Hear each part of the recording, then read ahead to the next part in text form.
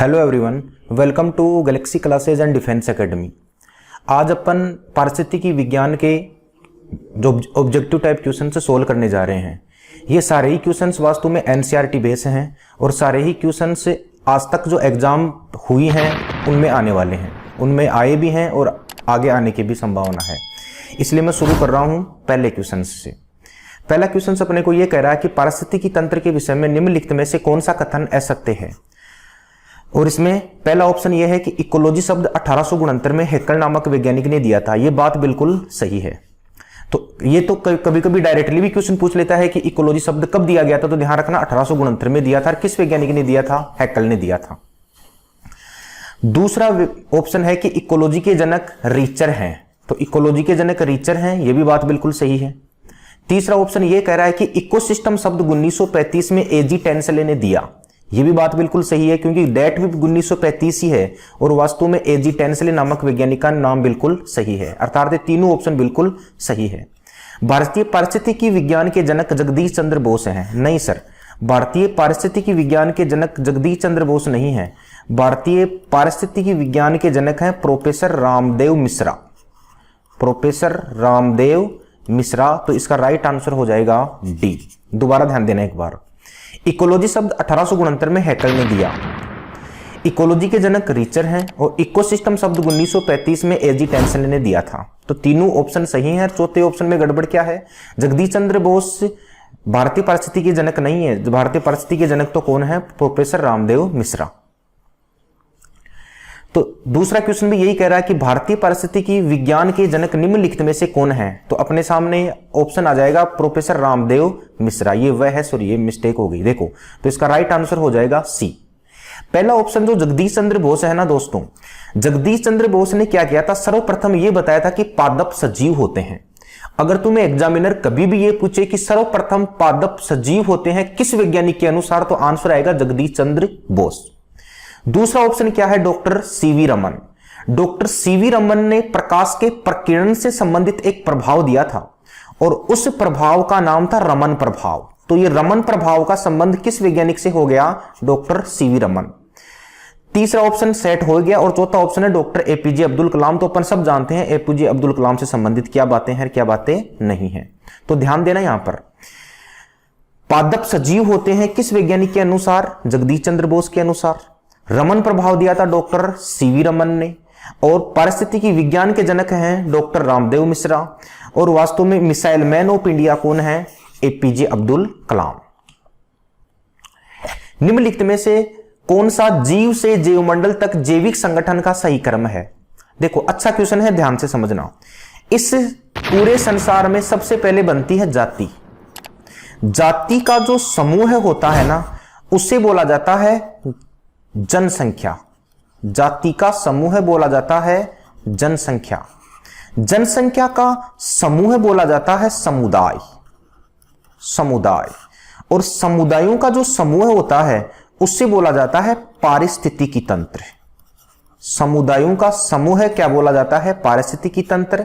और पारिस्थितिकी तंत्र का जो समूह होता है वो होता है जियोम। और जियोम जब आपस में मिल जाते हैं तो वो बन जाता है मेरे दोस्तों जैवमंडल। क्या बन जाता है? जैवमंडल।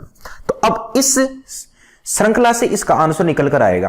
पहला ऑप्शन है जनसंख्या, पारिस्थितिकी तंत्र, समुदाय। नहीं, गलत है। जियोम नहीं, जियोम पहले नहीं आएगा सर, जियोम तो सबके लास्ट में आएगा। तो ये भी ऑप्शन बिल्कुल क्या हो जाएगा? गलत हो जाएगा। तीसरा है जनसंख्या, समुदाय, पारिस्थितिकी तंत्र और जियोम। देखो जनसंख्या है, जनसंख्या का समूह क्या कहलाता है? समुदाय।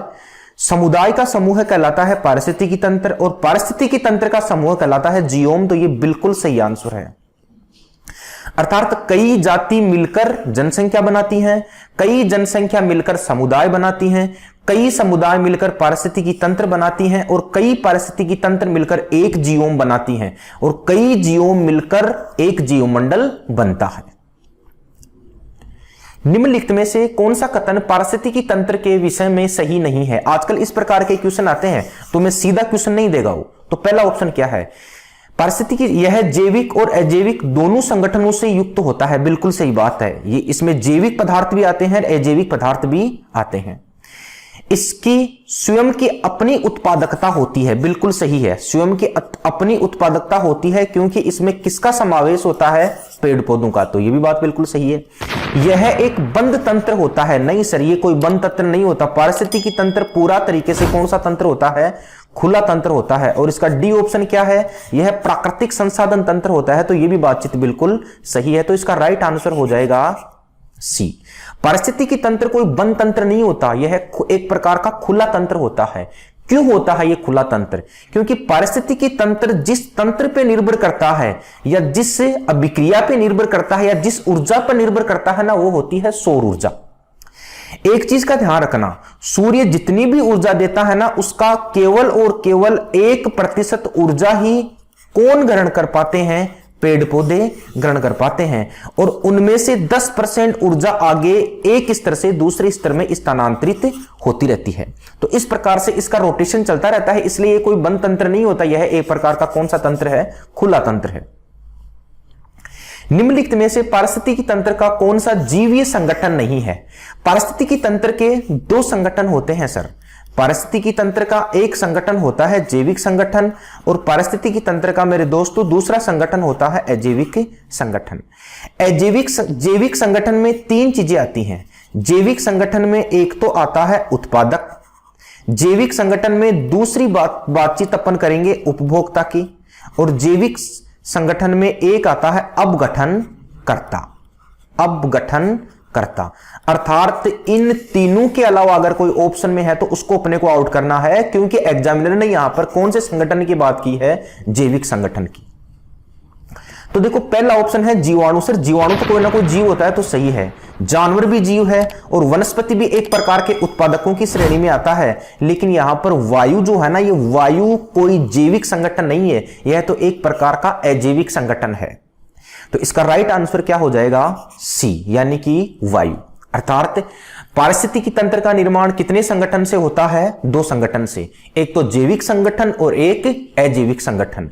जैविक संगठन के फिर 3 भाग होते हैं, एक तो उत्पादक, एक उपभोक्ता और एक अपघटनकर्ता।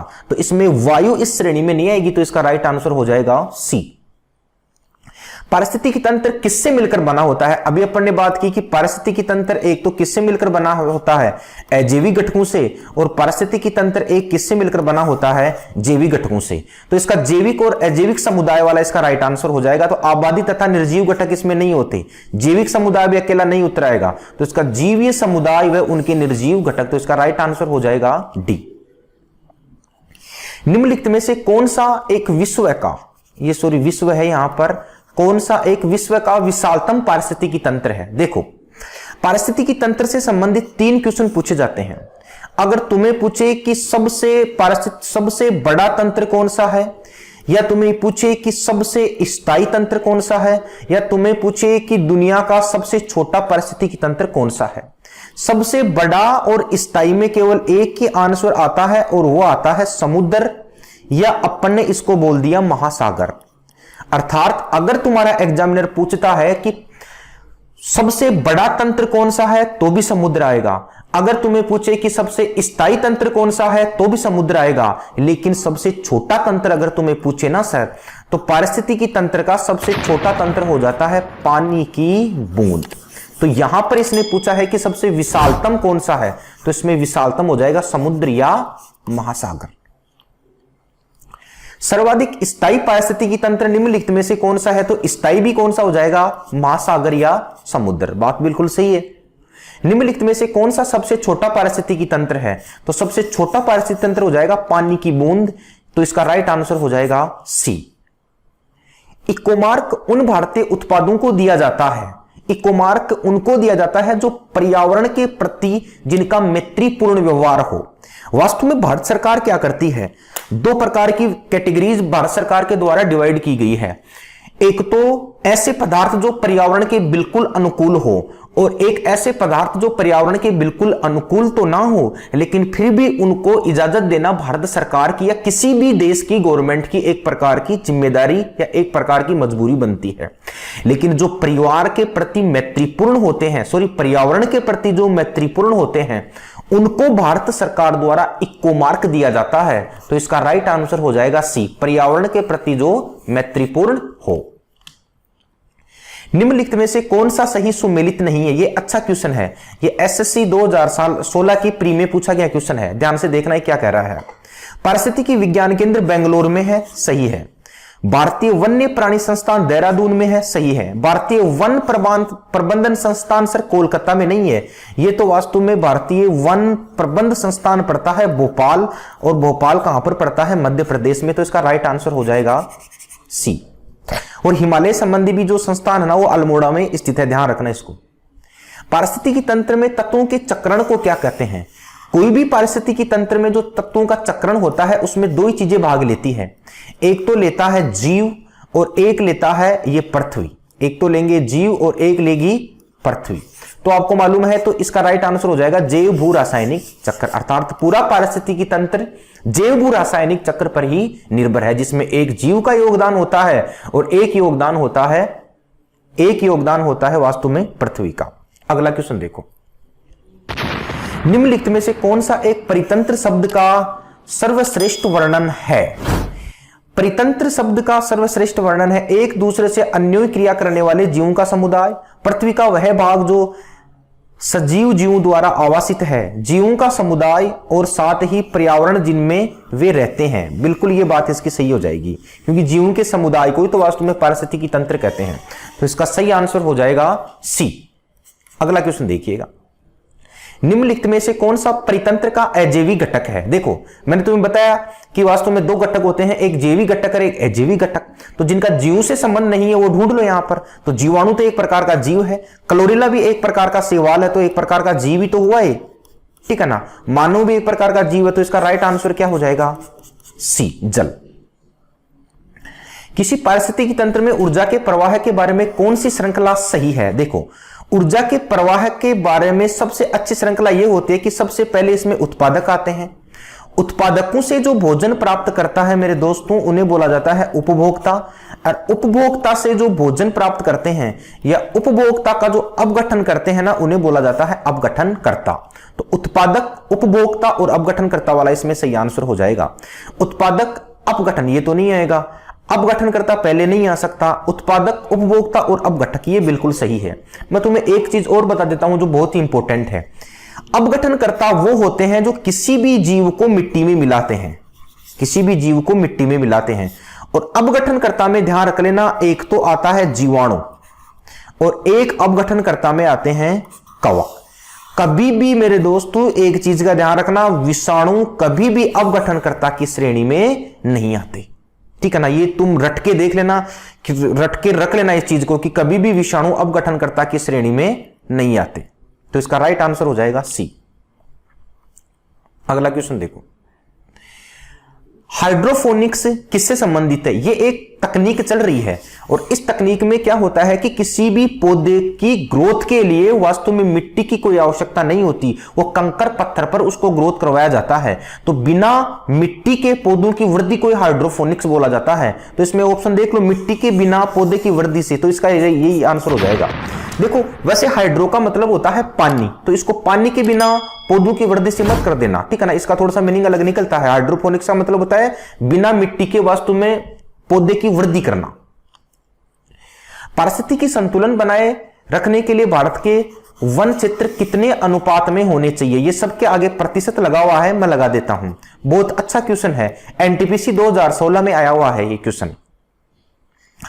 पारिस्थितिकी संतुलन बनाए रखने के लिए भारत में वन क्षेत्र कितने अनुपात में होने चाहिए? तो ध्यान रखना 1/3 होना चाहिए टोटल का, ठीक है ना। तभी जाकर किसी भी देश का जो पारिस्थितिकी तंत्र है ना वो वास्तव में संतुलन बना रहता है। तो 1/3 का मतलब यहां पर राइट आंसर क्या हो जाएगा?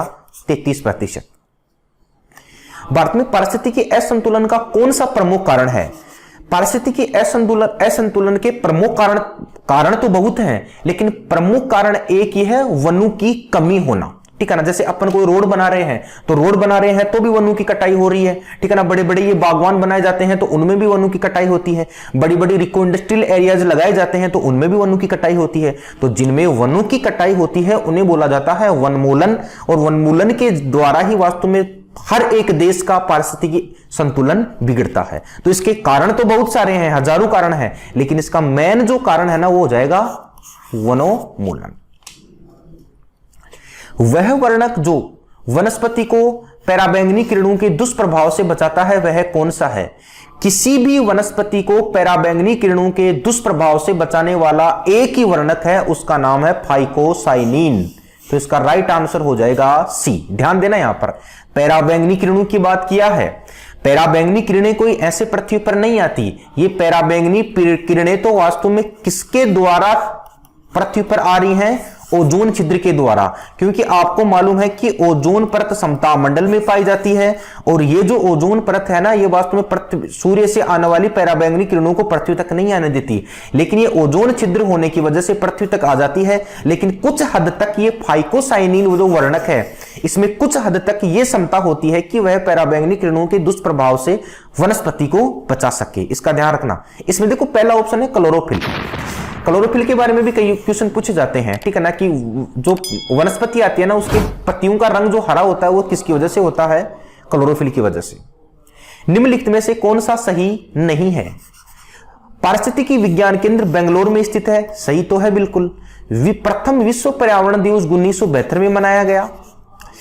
विश्व पर्यावरण दिवस 5 जून को मनाया जाता है, यह भी सही है। विश्व के सभी पादप नष्ट होने पर सभी जीव O2 की कमी से, ये O2 है, ये भी बिल्कुल बात सही है। तो वैसे भी अपना पकड़ में तो आ गया उत्तर। वास्तव में प्रथम विश्व पर्यावरण दिवस मनाया गया था 5 जून 1973 को। ये डेट ध्यान रख लेना तुम।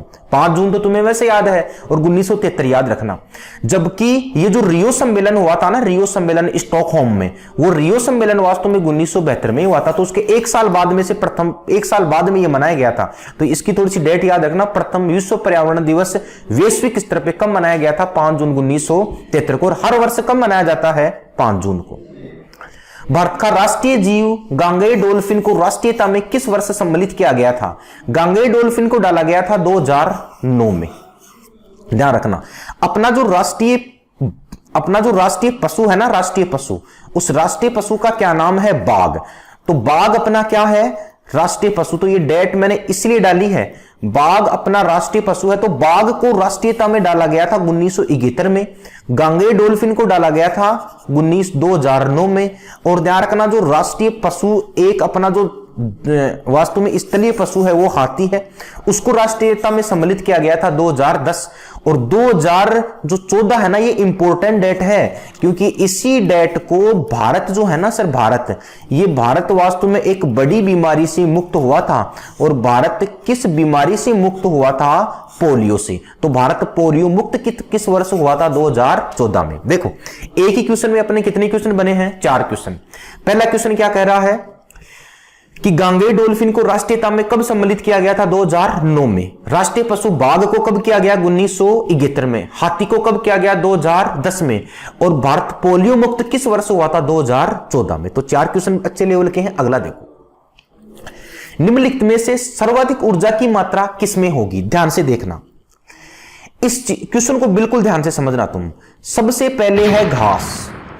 घास को खाएगी कीट। कीट को हो सकता है खाएगी बिल्ली, और बिल्ली को खाने वाली है यहां पर जंगली लोमड़ी। जंगली लोमड़ी ध्यान रखना मांसाहारी होती है। सर्वाधिक ऊर्जा की मात्रा किसमें होगी? आपको मालूम है कि इसके पास अगर 50,000 जूल ऊर्जा है, तो अगले पोषक स्तर पर केवल और केवल 10% ऊर्जा ही पहुंच पाती है। अर्थात कीट के पास कितनी ऊर्जा जा पाएगी? 5,000। बिल्ली के पास भी कितनी जा पाएगी? 10%, अर्थात केवल और केवल कितनी? 500। जंगली लोमड़ी के पास भी कितनी जा पाएगी? 10%, अर्थात कितनी और कितनी? 50 जूल। तो अब इसमें क्या कहा है कि सर्वाधिक ऊर्जा किसमें होगी? अर्थात सर्वाधिक ऊर्जा होगी घास में। अर्थात उत्तरोत्तर पोषक स्तरों पर ऊर्जा की निरंतर गिरावट आती है, और जो शीर्ष उपभोक्ता होता है उसमें ऊर्जा की मात्रा न के बराबर या बिल्कुल कम होती है। अर्थात सर्वाधिक जो ऊर्जा है ना ये घास में होगी। और मैं तुम्हें इतना भी बता दूं कि सर्वाधिक ऊर्जा होती है उत्पादक स्तर पर, ध्यान रख लेना तुम, सर्वाधिक ऊर्जा होती है उत्पादक स्तर पर। तो इसका राइट आंसर हो जाएगा ए। निम्नलिखित में से कौन सा कथन डीडीटी के संदर्भ में असत्य कथन है? डीडीटी का मतलब होता है डाइक्लोरो डाइफेनाइल ट्राइक्लोरो एथेन। ये एक प्रकार का यौगिक है सर। इसको बनाया गया था एक वैज्ञानिक ने और उस वैज्ञानिक का नाम था पोल मूलर। और पोल मूलर साहब को डीडीटी की कीटनाशी प्रकृति बताने के लिए 1948 में इनको नोबेल से भी नवाजा गया था। कभी कभी एग्जाम में पूछता है कि डीडीटी की कीटनाशी प्रकृति किसने बताई, तो ध्यान रखना डीडीटी की कीटनाशी प्रकृति भी किसने बताई थी? पोल मूलर ने। इसलिए इनको 1948 में, वास्तव में इनको 1948 में नोबेल से नवाजा गया था। ध्यान देना, पहला ऑप्शन क्या है? डीडीटी की खोज पोल मूलर ने की, बात बिल्कुल सही है। यह वसा स्नेही प्रकृति का होता है, यह भी बिल्कुल सही है। इसका जमाव भी वास्तव में त्वचा के अंदर जो वसीय उत्तक होता है ना, उसमें इसका जमाव होता है। डीडीटी की वसा उत्कुम में संचित होने की प्रवृत्ति होती है, यह भी सही है, यह भी बी वाला सही है। उत्तरोत्तर पोषक स्तरों में डीडीटी की मात्रा घटती है। ध्यान देना यहां पर, उत्तरोत्तर पोषक स्तरों में डीडीटी की मात्रा घटती नहीं है, डीडीटी की मात्रा सर बढ़ती है। डीडीटी की मात्रा बढ़ती है। पहले वाला क्वेश्चन था ऊर्जा को लेकर। जैसे जैसे आगे पोषक स्तर चलता रहता है ना, वैसे वैसे ऊर्जा की मात्रा तो बढ़ती है और डीडीटी की मात्रा घटती है। ऊर्जा की मात्रा तो घटती है और डीडीटी की मात्रा बढ़ती है। ऊर्जा की मात्रा क्यों घटती है? क्योंकि 10% के ऊर्जा स्थानांतरण नियम के अनुसार केवल 10% ऊर्जा ही एक पोषक स्तर से दूसरे पोषक स्तर में जा पाती है। डीडीटी के साथ ऐसा नहीं होता। डीडीटी के साथ क्यों नहीं होता, ध्यान से समझना आखिर क्यों बढ़ती है। जैसे ये घास है, इस घास को खाया किसी कीट ने, इस कीट को खा लिया किसी मेंढक ने, और इस मेंढक को खा लिया किसी सांप ने। ये अपन मान लेते हैं एक खाद्य श्रृंखला। मान लो इस घास पर डीडीटी की मात्रा है 1 ppm। एक पत्ते पर कितना ppm है? 1 ppm। सर ये कीट पूरे जीवन में कोई एक घास का तिनका तो खाएगा नहीं। ये जितने घास के तिनके खाएगा उतनी ही इसके अंदर किसकी मात्रा बढ़ रही है? डीडीटी की। मेंढक का भी कार्य कोई एक कीट से तो चलेगा नहीं। जितने कीट यह अपने शरीर में प्रवेश करवाएगा, जितने कीट यह खाएगा, उतने ही डीडीटी की मात्रा बढ़ाएगा। सांप का भी पूरा जीवन कोई एक मेंढक से निकलने वाला नहीं है। तो जितने मेंढक ये खाएगा उतने ही वास्तु में इसमें डीडीटी की मात्रा बढ़ेगी। अर्थात उत्तरोत्तर पोषक स्तरों में डीडीटी की मात्रा तो बढ़ती है और उत्तरोत्तर पोषक स्तरों में ऊर्जा की मात्रा घटती है। डीडीटी का पूरा नाम है, डीडीटी का पूरा नाम होता है डाइक्लोरो। पहले डी का मतलब होता है डाइक्लोरो, दूसरे डी का मतलब होता है डाइफिनाइल, और फिर टी का मतलब होता है ट्राइक्लोरो इथेन। तो तुम हिसाब से देख लो, डाइक्लोरो डाइफिनाइल ट्राइक्लोरो इथेन। तो इसका राइट आंसर हो जाएगा बी। पारिस्थितिकी अनुक्रम के अनुसार सर्वाधिक डीडीटी की मात्रा किसमें होगी? तो आपको मालूम है सर्वाधिक डीडीटी की मात्रा होती है सबसे लास्ट वाले में। तो अब अपन इसकी खाद्य श्रृंखला बना लेते हैं। देखो, सबसे पहला शैवाल है, सबसे पहले है कीट।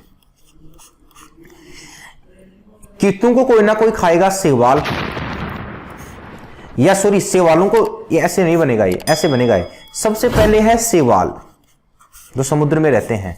शैवालों को खाएगा कोई ना कोई कीट, कीट को खाएगी छोटी मछली, और इस छोटी मछली को खाएगी बड़ी मछली। अर्थात सर्वाधिक डीडीटी किसमें होगी? बड़ी मछली में, क्योंकि बढ़ेगा। तो इसका राइट आंसर हो जाएगा सी। खाद्य श्रृंखला में वह घटना जिसमें उत्तरोत्तर पोषक स्तरों में किसी रसायन की सांद्रता का बढ़ना, किसी भी रसायन की सांद्रता का बढ़ना उत्तरोत्तर पोषक स्तरों में कहलाता है जैव आवर्धन। और जैव आवर्धन को इंग्लिश में बोला जाता है बायोमैग्निफिकेशन। अर्थात जैसे डीडीटी की मात्रा मैंने बताया ना कि किस प्रकार से बढ़ती है, तो किसी भी पारिस्थितिकी तंत्र में या किसी भी खाद्य श्रृंखला में, वास्तु में किसी भी खाद्य श्रृंखला में उत्तरोत्तर पोषक स्तरों में रसायन की मात्रा का बढ़ना या डीडीटी की मात्रा का बढ़ना हिंदी में कहलाता है जैव आवर्धन, और इसको साइंस में बोला जाता है बायोमैग्निफिकेशन। तो इसका राइट आंसर हो जाएगा डी। तो ये टोटल अपन ने टोटल 25-30 क्वेश्चन लिए हैं। इनकी पीडीएफ मैंने नीचे डिस्क्रिप्शन पे लिंक पे दे दी है, तो तुम लोग डाउनलोड करना और एक बार तुम उन क्वेश्चन को अपने मन से करना। अगर कोई क्वेश्चन में तुम अटको ना तो तुम वीडियो को देखना, तो तुम इसको आराम से कर सकते हो कि वास्तव में कौन से क्वेश्चन में अपने साथ गड़बड़ हुई है। वो जो मैंने आपको जो दी है डिस्क्रिप्शन में जो पीडीएफ डाली है, उसमें वास्तव में किसी भी प्रकार का कोई मैंने आंसर नहीं दिए हैं, क्योंकि मैं तुम्हें आंसर दे दूंगा तो तुम वास्तव में अपने पे मेहनत नहीं करोगे। तो तुम जहां पर भी तुम अटक जाओ ना, वहां पर इस वीडियो को देखना, तुम्हें अपने आप ही आंसर मिल जाएगा। तो आपको अच्छा लगा वीडियो तो लाइक करना, शेयर करना और चैनल को ज्यादा से ज्यादा सब्सक्राइबर करना, और नीचे कमेंट बॉक्स में डालना कि कैसा लगा आपको वीडियो। इसका दूसरा पार्ट में डालूंगा कल या परसों तक। Okay, thank you, God bless you.